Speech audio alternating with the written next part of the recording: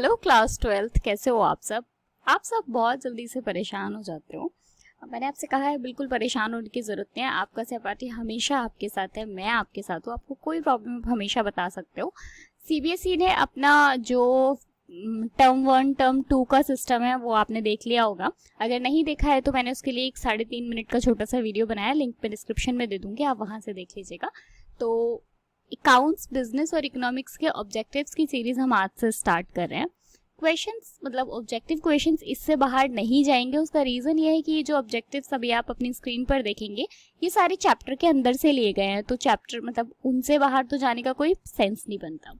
तो ये है अकाउंटेंसी का ऑब्जेक्टिव सीरीज। आज हम फर्स्ट चैप्टर एक एक करके सारे चैप्टर कवर करेंगे। तो अकाउंटेंसी का फर्स्ट चैप्टर है, ठीक है। एक छोटा सा होमवर्क आपको दिया था, अगर आपने वो स्टार्ट कर दिया है तो बहुत अच्छी बात है, नहीं किया है तो स्टार्ट कर दो। होमवर्क क्या था, 3 छोटी छोटी सी प्लेलिस्ट है, उनके बारे में मैंने वो 3-3.5 मिनट का जो वीडियो बनाया उसमें दिया है, तो आप वो एक बार जरूर देख लेना, ठीक है। लिंक मैं डिस्क्रिप्शन में दे दूंगी।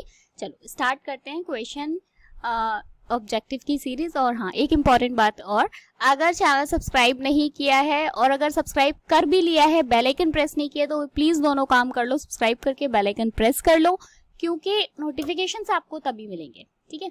चलो फर्स्ट नंबर क्वेश्चन को आराम से पढ़ेंगे, समझेंगे, देन आंसर करेंगे, ठीक है। देखो क्वेश्चन नंबर फर्स्ट पे आपको क्या दिया हुआ है। Receipt and payment account is a summary of, प्राप्तियां और भुगतान खाता इसका सारांश है। रिसीप्ट एंड पेमेंट अकाउंट किसकी समरी है। ऑप्शन नंबर फर्स्ट है आपके पास all capital receipts and payments, all revenue receipts and payments, all receipt and payment यानी रिसीप्ट्स भी सारी और सारी पेमेंट्स, और कैश ट्रांजेक्शन, और डी ऑप्शन में है नन ऑफ द अबव। आप अपने आंसर्स मुझे भेजते चलो, साथ के साथ मैं थोड़ा सा एक्सप्लेन भी करते चलती हूँ ताकि आपको पता रहे कि अगर ये आंसर सही है या बाकी गलत है तो क्यों गलत है। देखो पहली चीज तो ये कि मुझे बहुत सारे बच्चे ये चीज बोलते हैं और पूछते भी हैं कि इस टाइप के क्वेश्चंस में मतलब ऑब्जेक्टिव्स में जो नन ऑफ द अबव होता है या ऑल ऑफ दीज होता है वो 99% सही होता है, मतलब ऐसा नहीं है, ठीक है। तो और हम ऑप्शन नंबर अगर फर्स्ट की बात करें तो कैश रिसीप्ट्स एंड पेमेंट्स, या फिर रेवेन्यू रिसीप्ट्स एंड पेमेंट, या फिर ऑल रिसीप्ट्स एंड पेमेंट्स, तो आपको पता होगा कि जो रिसीप्ट एंड पेमेंट अकाउंट होता है वो कैश ट्रांजेक्शन होती है, एक तरीके की वो एक कैश समरी होती है। तो आंसर की साइड बढ़ते हैं। आंसर नंबर सी जो है वो बिल्कुल ठीक है, ऑल रिसीप्ट एंड पेमेंट। मैंने रीजन भी लिखा है नीचे, it is basically a summary of cash transaction, क्योंकि हमें पढ़ा ही है थ्योरी में ये कि रिसीप्ट और पेमेंट अकाउंट जो होता है वो कैश अकाउंट की ही समरी होती है। नेक्स्ट क्वेश्चन की साइड बढ़ते हैं। क्वेश्चन नंबर 2, एक संगठन द्वारा प्राप्त सदस्यता है यानी subscription received by an organisation is capital receipt यानी पूंजीगत प्राप्ति, रेवेन्यू रिसीप्ट यानी राजस्व प्राप्ति, ऑप्शन सी बोथ यानी A and B both, option D none of the above. Sorry, आप बताओ इसमें से आपको कौन सा वाला सही लग रहा है। क्वेश्चन ये पूछा जा रहा है कि अगर किसी ऑर्गेनाइजेशन को सब्सक्रिप्शन रिसीव होता है तो इन चारों में से उसको क्या बोला जाता है। फटाफट से जल्दी जल्दी आप क्या आंसर्स कर दो। मुझे पता है कि जिनको पता होगा वो जल्दी से आंसर कर देंगे। मैं मुश्किल से 4 या 5 सेकेंड्स का वेट कर रही हूँ, देन उसके बाद हम आंसर की साइड बढ़ेंगे। जल्दी जल्दी आप लोग आंसर करो। ओके चलो आंसर की साइड बढ़ते हैं। मैं थोड़ा सा एक्सप्लेन भी करूंगी। देखो revenue receipt, because it is basically source of primary source of income of NPO. जो इस तरीके की संस्थाएं होती हैं जो कि प्रॉफिट के लिए काम नहीं करती, ये उनके लिए एक प्राइमरी सोर्स होता है इनकम जनरेट करने का। तो इसलिए, और मतलब सब्सक्रिप्शन नॉर्मली ऐसा होता है कि जो लोग मेंबर्स होते हैं वो जल्दी जल्दी सब्सक्रिप्शन देते रहते हैं, हर 1 महीने में, हर 2 महीने में। तो इसलिए हम इसे क्या मानते हैं, रेवेन्यू रिसीप्ट। अगर कोई इनकम ऐसी होती है जो साल में एक बार आ रही है या 2 साल में एक बार आ रही है तो हम उसे कहाँ लेके जाते हैं, कैपिटल रिसीप्ट में। नेक्स्ट क्वेश्चन की साइड बढ़ते हैं। क्वेश्चन नंबर 3, गैर अलाभकारी संगठन का मुख्य उद्देश्य है। The main object of non profit organisation is, option first to earn profit, option second to serve the society, third है to prepare profit and loss account, और ऑप्शन डी है ऑल ऑफ द अबव। मतलब हिंदी वाले बच्चों को भी option समझ में आ गए होंगे। मैंने सामने इसलिए नहीं लिखा क्योंकि मुझे लगा इतना आप समझ जाएंगे कि प्रॉफिट अर्न करना है या फिर सोसाइटी को सर्व करना है, सोसाइटी को कुछ परोसना है, या फिर प्रॉफिट या लॉस कमाना है सॉरी प्रॉफिट या लॉस अकाउंट बनाना है, या ये सारे हैं। अभी मैंने बोला था जल्दी जल्दी से आंसर करो, ऑल ऑफ द अबव वाले सारे सही नहीं होते, ठीक है। तो अब आप अपना आंसर करो, ये मेरी साइड से एक क्लू है आपके लिए, क्योंकि अभी आप एग्जाम हॉल में नहीं बैठे हो ना, इसलिए। एनपीओस का मेन पर्पस क्या होता है, मैं आंसर की साइड बढ़ रही हूँ। Exactly, option B is right कि टू सर्व द सोसाइटी, ये सोसाइटी को अपनी सर्विसेज सर्व करते हैं। मतलब इनका जो ऑप्शन फर्स्ट है प्रॉफिट अर्न करना, वो तो इनका है ही नहीं। ऑप्शन सी भी बाहर हो जाता है क्योंकि प्रॉफिट एंड लॉस अकाउंट नहीं बनता नॉट फॉर प्रॉफिट ऑर्गेनाइजेशन में। जब प्रॉफिट आप कमाने के लिए काम ही नहीं कर रहे हो तो आप प्रॉफिट एंड लॉस अकाउंट बना कैसे सकते हो। तो ऑल ऑफ द अबव भी बाहर हो जाता है, बचता है बी ऑप्शन इज राइट। आगे बढ़ते हैं जल्दी से क्वेश्चन नंबर 4 की साइड। क्वेश्चन नंबर 4 में क्या बोल रहे हैं, गैर व्यापारिक चिंताओं में अधिकांश लेन देन है। Most transaction in non trading concern are, मतलब cash, option A, option B credit, option C both, option D none of these. मतलब आपसे ये बोला जा रहा है कि अगर हमें नॉन ट्रेडिंग करनी हो मतलब most transactions in non trading concern are, अगर आपको इससे बचना है चिंताओं से तो आप कौन सा ऑप्शन चूज करोगे इनमें से। जल्दी से बता दो कि क्या होता है जब आप शॉपकीपर आपको क्या बोलता है कि नहीं सर मुझे आप पे भरोसा नहीं है, तो आप उससे कैसे ट्रेडिंग करते हो। Option A is the right answer, cash. Most transaction in non trading concern are cash. बिल्कुल, शॉप वाले को आपके ऊपर भरोसा नहीं है, आप पहली बार उसके पास गए हो तो वो बोलेगा सर आप कैश दे जाओ, उधारी का कोई सीन नहीं है। चलो आगे बढ़ते हैं 5 की साइड। निम्नलिखित में से कौन एक आय नहीं है। Which of the following is not an income? इनमें से कौन सा इनकम नहीं है। फर्स्ट दिया है सब्सक्रिप्शन यानी अंशदान, सेकंड दिया है डोनेशन यानी दान, थर्ड है सेल ऑफ टिकट यानी टिकट की बिक्री, और फोर्थ है एंडोर्समेंट फंड यानी बंदोबस्ती कोष। एंडोर्समेंट फंड क्या होता है थोड़ा सा मैं बता देती हूँ आपको। ये बनाया जाता है मतलब अपने किसी एम को किसी लॉस को कवर करने के लिए, या कोई ऐसी सिचुएशन आएगी उस टाइम के लिए एक फंड बना दिया जाता है। तो आपको ये बताना है कि इनमें से कौन सी इनकम नहीं है। देखो ऑप्शन फर्स्ट है सब्सक्रिप्शन, आप समझो इस चीज को कि वो वैसे एक इनकम नहीं हो सकता, बट एनपीओ की अगर हम बात करें, अगर हम नॉन प्रॉफिट ऑर्गेनाइजेशंस की बात करें तो ये उनके लिए एक इनकम ही होता है। डोनेशन बिल्कुल एक, जैसे सब्सक्रिप्शन एक इनकम होता है वैसे ही डोनेशन भी एक इनकम होता है एनपीओ के लिए। ऑप्शन सी जो दिया हुआ है सेल ऑफ टिकट, बिल्कुल आप टिकट्स बेचोगे तो आप उसको बाद प्रॉफिट कमाओगे तो वो आपकी इनकम होगी, बट एंडोर्समेंट फंड कोई इनकम नहीं है। तो option D is the correct answer, जिसने ऑप्शन डी दिया है दैट्स वेरी गुड। आंसर्स जरूर देते रहो क्योंकि मैं आंसर आप लोगों के ऑप्शंस के बेस पे उसके बाद एक वीडियो बनाने का सोच रही हूँ, तो प्लीज आप मुझे आंसर्स करते रहना, ठीक है। चलो तो हम स्क्रीन पे देखेंगे जिनके जो आंसर्स थे वो। उसके बाद में नंबर सी है, एक क्लब द्वारा अग्रिम रूप से प्राप्त सदस्यता को बैलेंस शीट के डैश पर दिखाया जाता है। Subscription received in advance by a club are shown on, किसी ने सब्सक्रिप्शन आपको एडवांस में पे कर दिया तो उसे बैलेंस शीट के किस साइड में दिखाया जाता है आपको ये बताना है। असेट साइड में, लायबिलिटी साइड में, डेबिट साइड में या क्रेडिट साइड में। जल्दी से बता दो, सब्सक्रिप्शन एडवांस में रिसीव हो गया है, किसी एनपीओ को, किसी संस्था को सब्सक्रिप्शन एडवांस में रिसीव हो गया है। जल्दी 3 सेकंड्स है आपके पास, बस इतना ही तो लिखना है, ए बी या सी, तो 3 सेकंड्स काफी होते हैं। चलो मैं आंसर की साइड बढ़ रही हूँ, बिल्कुल लायबिलिटी साइड में, बिकॉज सब्सक्रिप्शन आपके लिए अगर किसी ने एडवांस में पे किया है तो वो आपके लिए एक जिम्मेदारी हो जाती है, आपके लिए एक लायबिलिटी हो जाती है कि अब मुझे इसके बदले में इसको काम करके देना है। ठीक है, चलो नेक्स्ट क्वेश्चन की साइड बढ़ते हैं। क्वेश्चन नंबर 7, निम्नलिखित में से कौन एक गैर अलाभकारी संगठन नहीं है। Which of the following is not a not profit organization? इनमें से कौन सा नॉट प्रॉफिट ऑर्गेनाइजेशन आपको लग रहा है नहीं है। ये याद रखना, है और नहीं में मतलब काफी ज्यादा बच्चे कंफ्यूज हो जाते हैं, इसलिए बहुत बार आंसर गलत हो जाते हैं, तो इसमें नॉट है।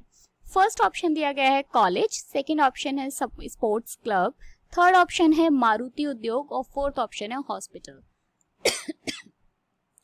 जल्दी से अपना आंसर दे दो। आपके वापस से आपको 4 सेकेंड्स दे रही हूँ मैं। 4 सेकेंड्स में आप फटाफट से मतलब आराम से लिख सकते हो ऑप्शन 1 ABCD में से कौन सा आपको सही लग रहा है। चलो टाइम ओवर, आगे बढ़ते हैं। मैं आपको आंसर बता देती हूँ, मारुति उद्योग। बिकॉज कॉलेज एक NPO हो सकता है, स्पोर्ट्स क्लब भी NPO हो सकते हैं, हॉस्पिटल्स भी हो सकते हैं, बट मारुति उद्योग एक NPO नहीं हो सकता क्योंकि वो प्रॉफिट के लिए काम कर रहे हैं। चलो आगे नेक्स्ट क्वेश्चन की साइड बढ़ते हैं। मैं आपको थोड़ा स्पीडली इसलिए करवा रही हूँ ताकि आपको एग्जाम में भी थोड़ी प्रैक्टिस रहे, ठीक है। चलो आगे बढ़ते हैं। राजस्व की सभी वस्तुओं को इसमें दिखाया गया है। ऑप्शन फर्स्ट है, all items of revenue in nature are shown in. Revenue nature के जो आइटम्स होते हैं, मैंने बहुत बार क्वेश्चंस में बताया, ये वाला गलती मत करना। रेवेन्यू नेचर के जो आइटम होते हैं उन्हें हम कहाँ पे शो करते हैं? फर्स्ट ऑप्शन है आपके पास इनकम एंड एक्सपेंडिचर अकाउंट में, सेकेंड ऑप्शन है आपके पास बैलेंस शीट में, सी ऑप्शन है दोनों में, या डी ऑप्शन है इनमें से एक में भी नहीं। जो रेवेन्यू नेचर के आइटम होते हैं उनको हम कहाँ पे शो करते हैं? जल्दी से आपके पास मैं 4 सेकेंड स्टार्ट कर रही हूँ। टाइम ओवर, मैं आंसर की साइड बढ़ रही हूँ। First income and expenditure account में, बिल्कुल। अगर रेवेन्यू नेचर के आइटम होते हैं तो उन्हें हम इनकम एंड एक्सपेंडिचर में लिखते हैं, और अगर लंबे समय के लिए कोई लोन लिया है, कुछ दिया है, वो सारी चीजें कहाँ पे चली जाती है? वो या तो हमारी एसेट्स होती हैं या लाइबिलिटीज होती हैं, या फिर मतलब हाँ मोस्टली कैपिटल नेचर के item assets income and expenditure में नहीं आते। चलो मैं आगे बढ़ रही हूँ।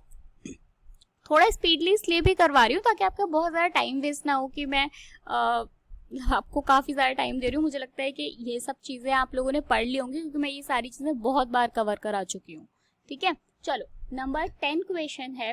अच्छा ये क्वेश्चन नंबर गलत हो गया है, 9 होना चाहिए था भाई। ओके कोई नहीं। एक क्लब द्वारा प्राप्त आजीवन सदस्यता शुल्क है। Life membership fee received by a club is.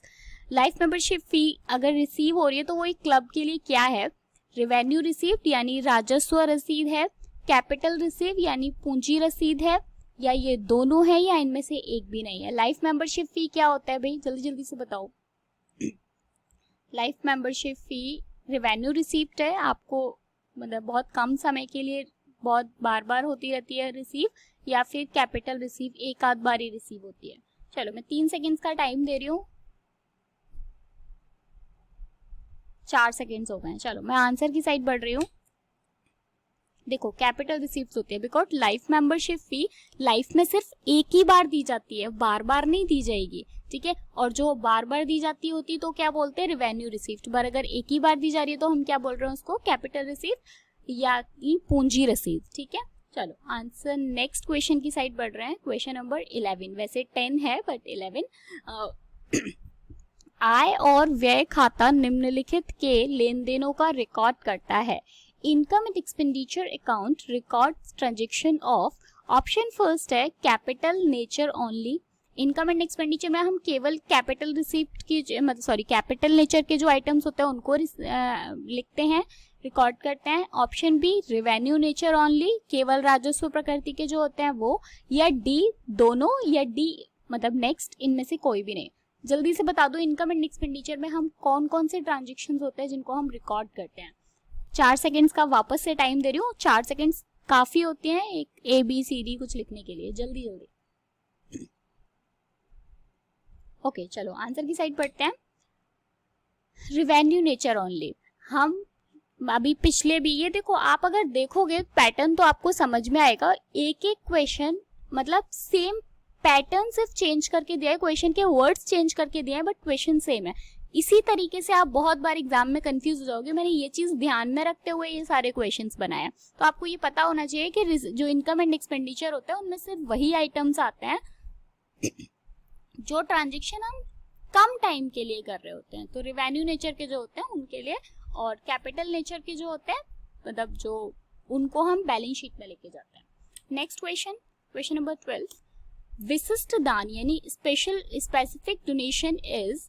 Option first received capital received, revenue received, asset है, या इनमें से कोई नहीं है। जल्दी से बताओ, विशिष्ट दान यानी स्पेसिफिक डोनेशन क्या है? पूंजी रसीद है, राजस्व रसीद है, एसेट है, या इनमें से कोई भी नहीं है? जल्दी जल्दी से, 4 सेकेंड्स वापस से मिल रहे हैं आपको। ओके, मैं आंसर की साइड बढ़ रही हूँ। कैपिटल रिसीप्ट, ठीक है।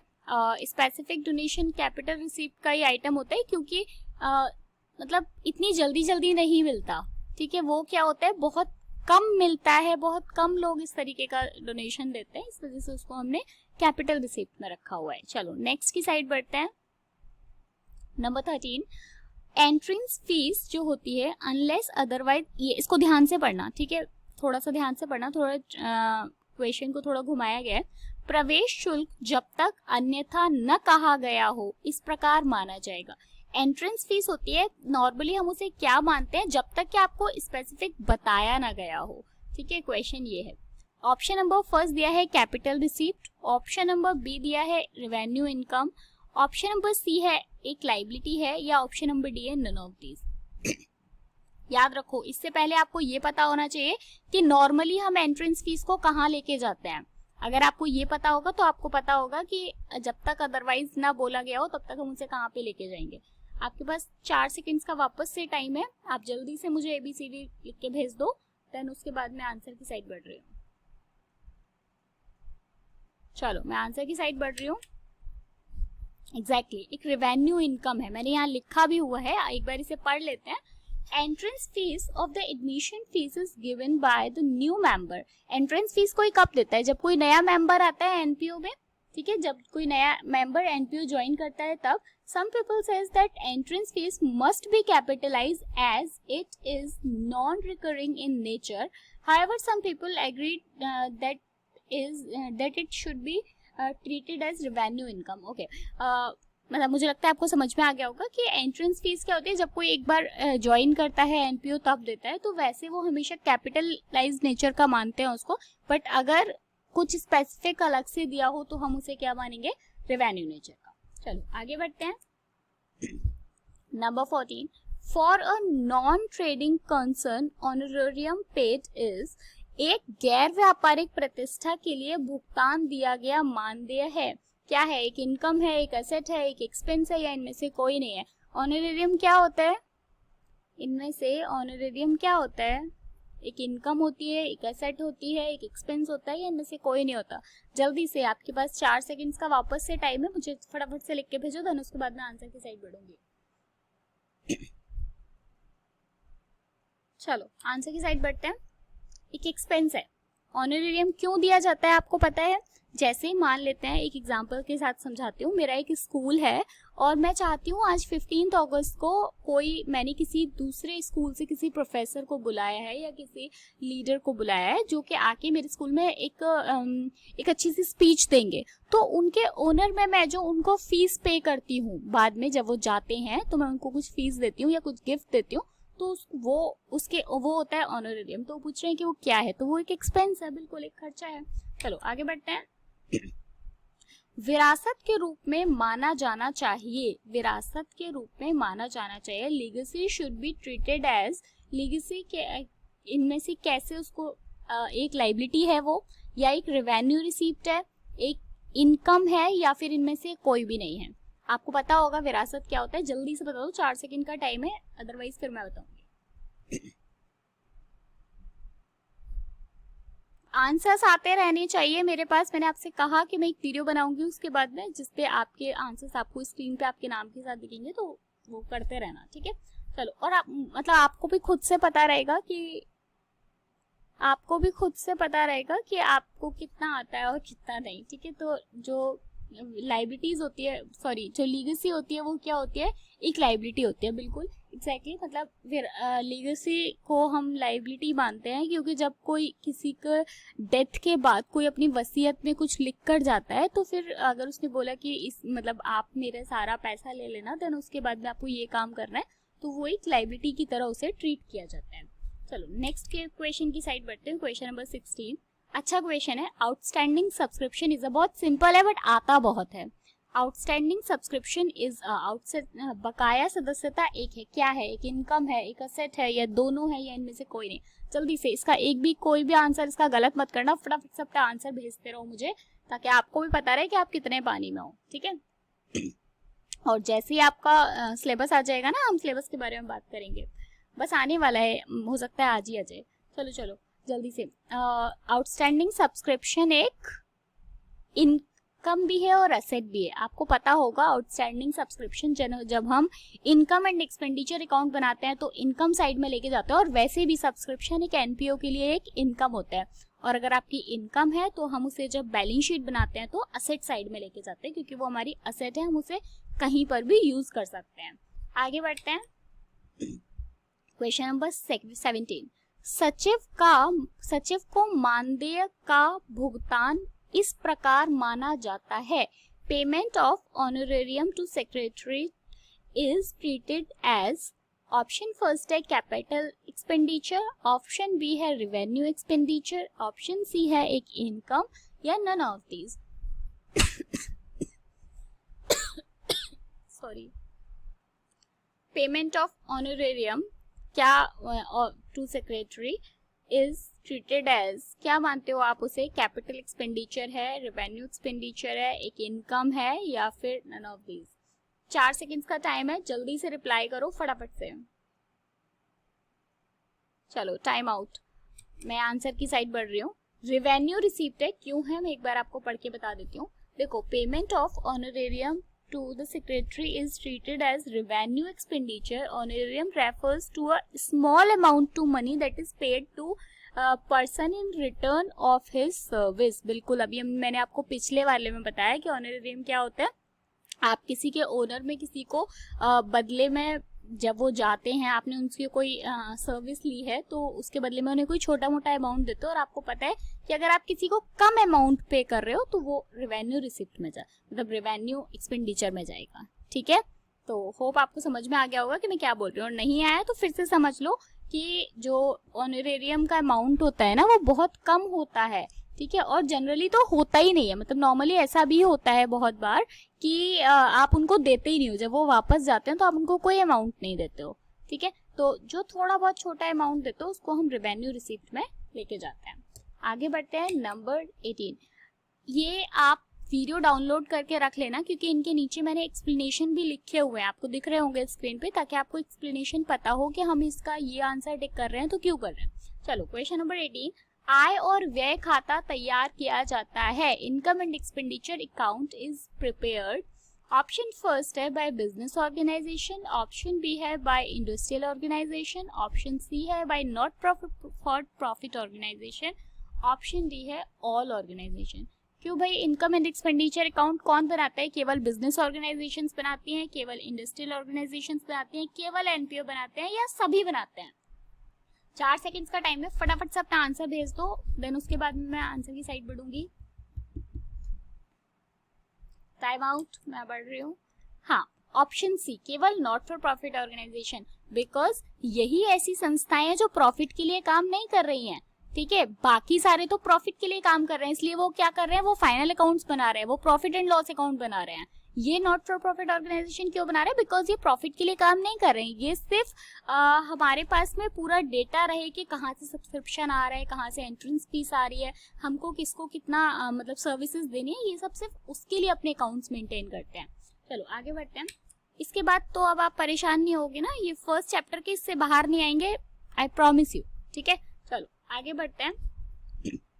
Receipt and payment account is अ, प्राप्ति और भुगतान खाता एक है, क्या है? एक पर्सनल अकाउंट, एक रियल अकाउंट, एक नॉमिनल अकाउंट है, या फिर एक इनमें से कोई नहीं है? रिसीप्ट एंड पेमेंट अकाउंट क्या है भाई, जल्दी से बताओ। पर्सनल है, रियल है, नॉमिनल है, या नन ऑफ दीज है? जल्दी से, 3 मिनट का टाइम दे रही हूँ, जल्दी 3 मिनट में रिप्लाई करो। टाइम हो गया।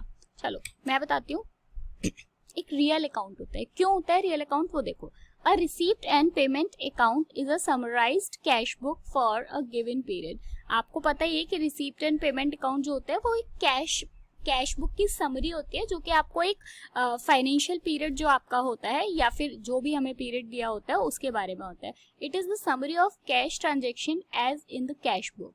कैश बुक की तरह ही तो होता है। हमने जब यही तो पढ़ा था कि 11th में हमने कैश बुक पढ़ा, ये बिल्कुल कैश बुक की तरह ही होता है। चलो ठीक है, तो जो हमारा रिसीप्ट एंड पेमेंट अकाउंट होता है वो रियल अकाउंट होता है। आगे बढ़ते हैं नेक्स्ट क्वेश्चन की side. Question number 20, life membership fees. अच्छा सॉरी, ये क्वेश्चन रिपीटेड है, हमने पहले भी ये कर दिया है। क्वेश्चन है life membership fee received by a club is shown इन, किस में शो किया जाता है? Income and expenditure account. नहीं सॉरी, ओके क्वेश्चन सेम है बट आप देखो ऑप्शन अलग है। अच्छा मैंने स्किप नहीं किया। देखो आपको यहाँ पे थोड़ा डिफरेंस समझ में आएगा। इसमें पूछ रहा है कि life membership fee received by a club is shown इन, कहाँ पे शो किया जाता है। उसमें वो नेचर पूछ रहा था, अगर आपको याद होगा आप पीछे करके देखना, आपको पता चलेगा। उसमें पूछ रहा था कि लाइफ मेंबरशिप फी किस नेचर का होता है। यहाँ पे पूछ रहा है उसको हम कहाँ पे मतलब लिखेंगे, इनकम एंड एक्सपेंडिचर अकाउंट में लिखेंगे, बैलेंस शीट में लिखेंगे, रिसीप्ट एंड पेमेंट में लिखेंगे, या इनमें से कहीं पे भी नहीं लिखेंगे। जल्दी से बता दो लाइफ मेंबरशिप फी को कहाँ लिखेंगे। अब मैं आपको बता चुकी हूँ कि क्या होता है लाइफ मेंबरशिप फी। साल में एक ही बार दिया जाता है, ठीक है, लाइफ में एक बार, सॉरी साल में नहीं लाइफ में। चलो ओके, मैं आंसर की साइड बढ़ती हूँ। Balance sheet, life membership fee taken from the club member is a one time fee. Life membership fee केवल एक ही बार दी जाती है लाइफ में। Yearly fees is recorded as revenue expense. बिल्कुल, जब ईयरली रिसीव होता है तो हम उसे रेवेन्यू एक्सपेंस में लिखते हैं, मतलब काउंट करते हैं। Life membership need to be show in the balance sheet. Life membership fee क्या होती है, उसको हम बैलेंस शीट में लेके जाते हैं, ठीक है। उसके बाद में नेक्स्ट क्वेश्चन की साइड बढ़ते हैं। ओके आप एक सेकंड क्वेश्चन पढ़ो, मैं पानी पी लेती हूँ।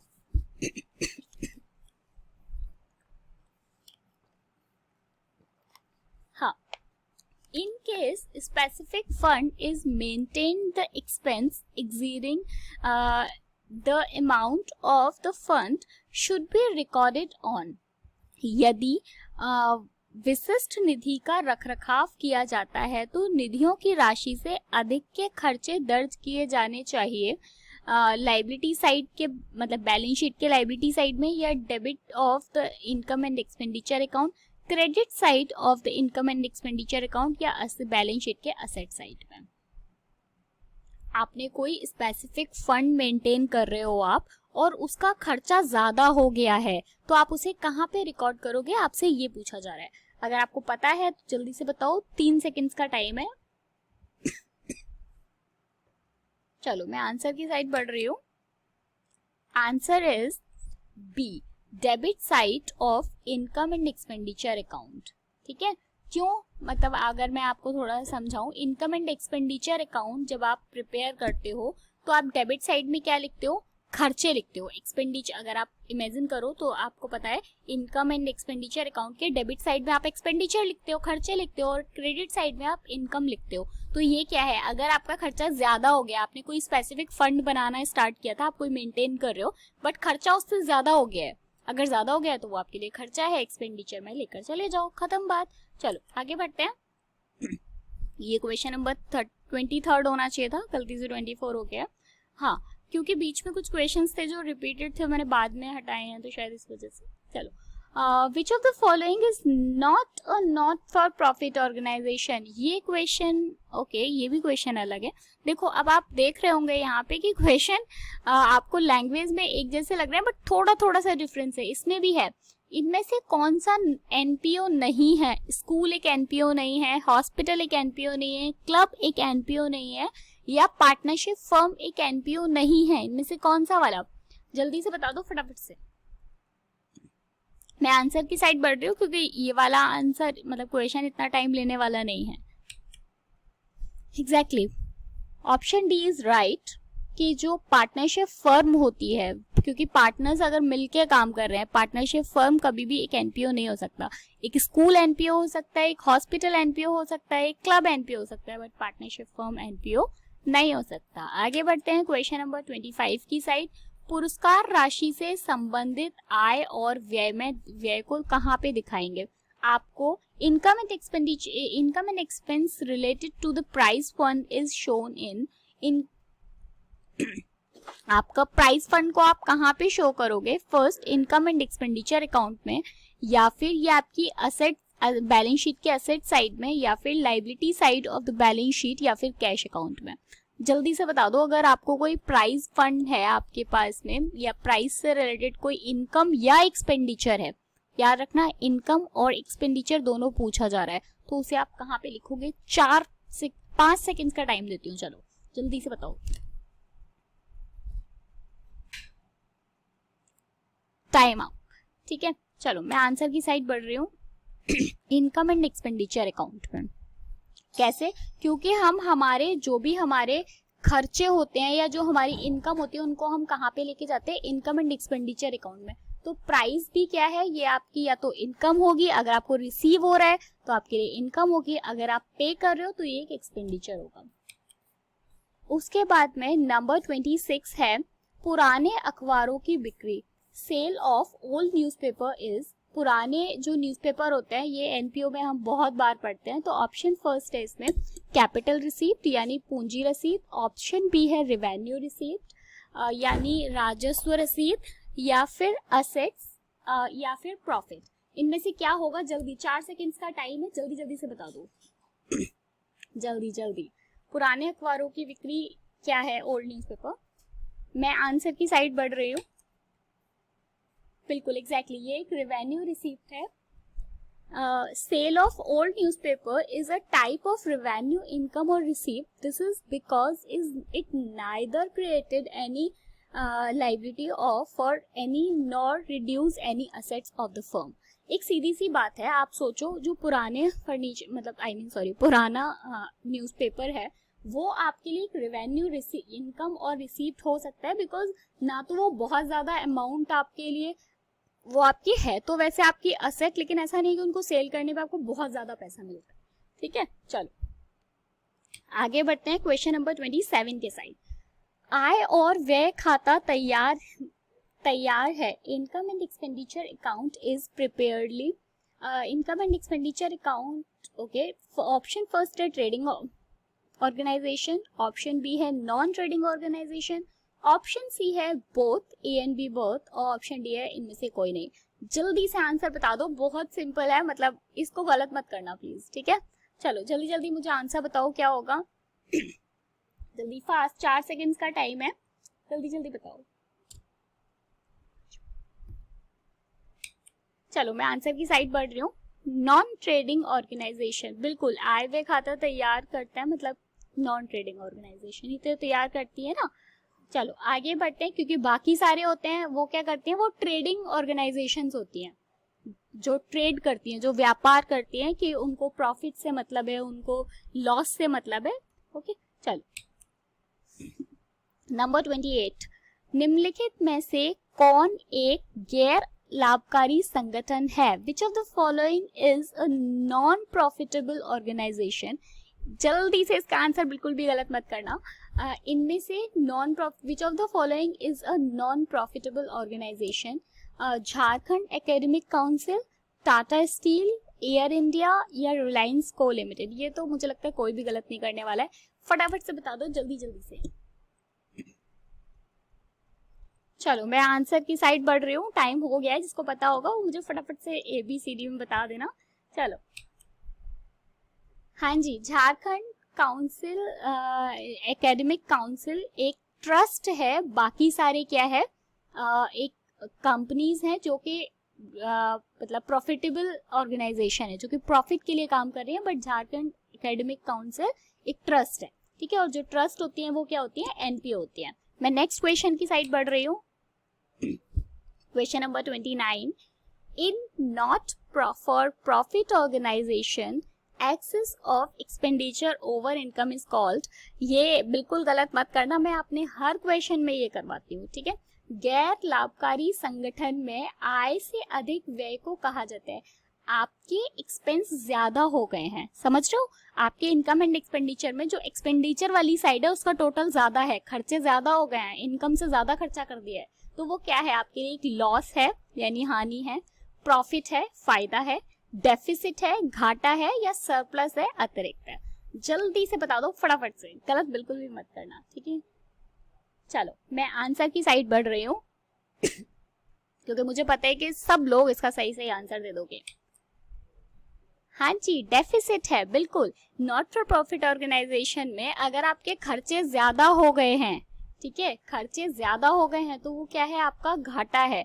अगर यहीं पे डेबिट साइड, सॉरी, हाँ मतलब इनकम ज्यादा होती तो वो क्या होता, आपका प्रॉफिट होता। अच्छा ठीक है, मुझे कोई बता सकता है, मैंने यहाँ पे दो ऑप्शन लिखे हैं, ऑप्शन ए और ऑप्शन सी। ए और सी में क्या डिफरेंस है? आप लोग, मुझे ये आपके लिए होमवर्क है, मुझे कमेंट बॉक्स में जरूर बताना कि ए और सी में क्या डिफरेंस है। हम ए वाला क्यों नहीं सही लगा रहे हैं और सी वाला क्यों लगा रहे हैं, मैं नहीं बताऊंगी। चलो मैं आगे बढ़ रही हूँ। Question number 30। मजा आ रहा है क्वेश्चन सॉल्व करने, मतलब मैंने भी ये पहली बार ही देख रही हूँ, अच्छा लग रहा है। चलो फर्स्ट वाला है, receipt and payment account usually indicates, मतलब ज्यादातर प्राप्ति और भुगतान खाते आमतौर पर इंगित करते हैं। क्या होता है? सरप्लस होता है, कैपिटल फंड होता है, डेबिट बैलेंस होता है या क्रेडिट बैलेंस होता है?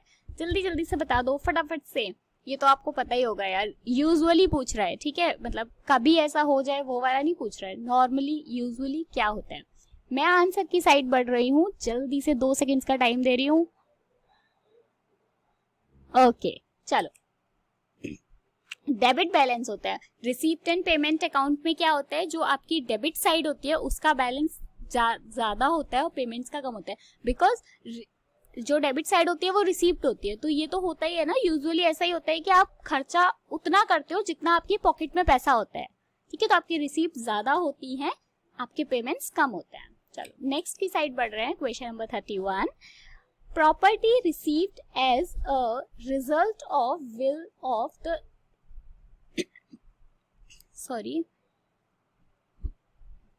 मृत व्यक्तियों की वसीयत के परिणाम स्वरूप प्राप्त संपत्ति को कहा जाता है। मैंने अभी थोड़ी देर पहले बताया था आपको, उसको लीगेसी बोला जाता है, ऑनरेरियम बोला जाता है, डोनेशन बोला जाता है या सब्सक्रिप्शन बोला जाता है। जब कोई पर्सन की डेथ हो जाती है, वो अपनी विल लिख कर जाता है, उसको क्या बोलते हैं? जल्दी से बता दो, जल्दी से बताओ फटाफट से, 3 सेकेंड्स का टाइम है, जल्दी जल्दी। एग्जैक्टली चलो आंसर की साइड बढ़ते हैं। लीगेसी बोला जाता है, लीगेसी का मतलब होता है वसीयत, ठीक है। चलो क्वेश्चन नंबर 32।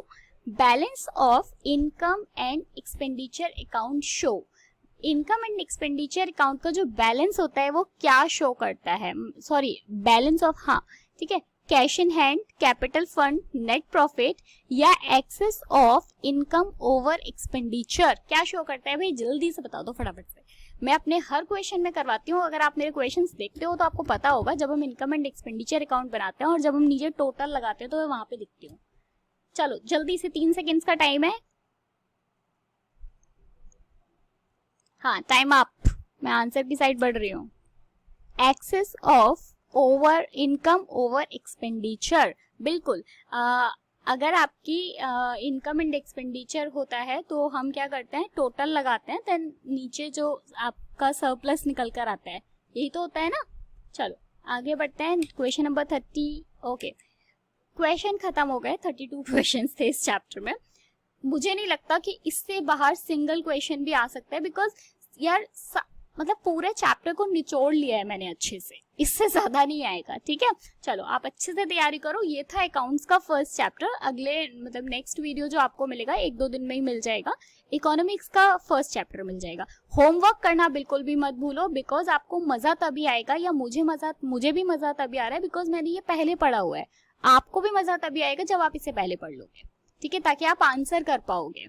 ओके और आंसर्स करना बिल्कुल भी मत भूलना, क्योंकि मैं एक अच्छा सा वीडियो बनाने का सोच रही हूँ। आपके कमेंट्स दिखेंगे, मुझे भी अच्छा लगेगा।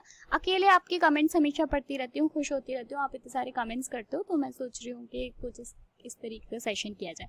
चलो वीडियो ज्यादा बड़ी नहीं करते हैं, मिलेंगे नेक्स्ट वीडियो में, तब तक के लिए bye bye, thank you so much.